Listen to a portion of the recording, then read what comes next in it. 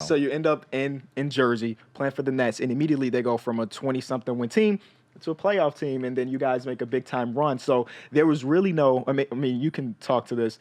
Was there a period of time where you were getting used to the league? Because I mean, it happened so fast, right? You're in the college, and now you're on a playoff team trying to compete for a championship. Yeah, well, you know what? I was fortunate. The game was different then. So I was 21 years old when I got drafted. Now that is still like so young, but the difference was is that I was 21 years old and now kids are coming in at 19. Right. The 13th pick in the draft could be 18, could be 19. I was 21 years old. Plus, I went through 3 years of college. And so first year, you're one of the top teams in the country at Arizona. Second year, we were a #1 seed. So like your brain is always like, we got to win this game at Stanford. If we lose this game, we're going to lose the 1 seed. So like my sense of urgency as a player progresses through college. When you're a freshman, your eyes are wide. By the time you're a junior, you're telling the freshmen like, hey, when we go to Stanford, it's going to be crazy. It's going to be this. Keep your head. So you have a much more maturity level to you. Even the difference between 19 and 21, your maturity level goes up. So when I showed up there, I am still a rookie. I have no clue, but I'm 21 years old and I'm the youngest guy on the team, but my brain is still a sense of urgency. Yeah. Like I understand like, oh, that was a big play or, oh, that was that. I'm not just playing basketball. So that helped me a little bit, but I was still like eyes wide. Like we lose to the Lakers and they're three-peat. Like I'm playing against Shaq and Kobe. I was born here in Los Angeles. The next thing you know, I'm playing against the Lakers in the finals.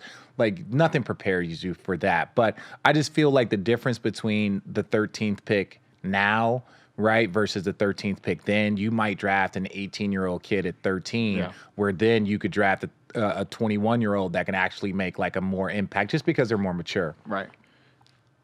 Do you think there is a right direction to go in when it comes to these drafting things? Because like you said, everything is going towards younger, potential, instead of like, this is a guy that we know that can impact the game.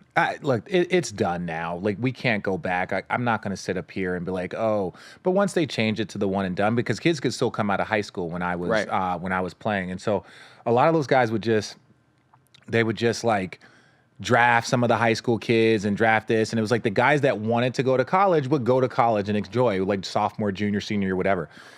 It's just different now. So I think the NCAA they've dropped the ball quite a bit, and now you start to see all of these competitors. And people are like, what do you mean competitors to the NCAA? It's like, because the NCAA is about money. I don't care what anybody says. Like, yes, they have amateur athletes. It's not about money for lacrosse and soccer and, maybe baseball. But about basketball and football, it's about money. For sure. And so now that they've dropped the ball, you see the G League now has their own special team. There's kids that are going to Australia. There's kids that are going to Europe. It's like, I don't need to go make, $2 million, $5 million if you're Jalen Suggs for Gonzaga.